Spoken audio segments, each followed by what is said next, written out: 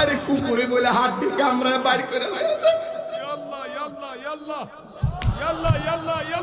আরে পোকা মাকড় বলে গোস্তগুলা কামড়া কামড়া খাইব আরে আমার কবরে বলে বন্যার পানি ঢুকবা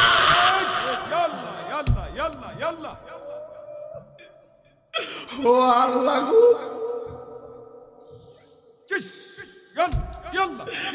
ও রে রয় আজাব দি মানুষ দেখি হে গরবা রিসা রিয়া পাগল হইত।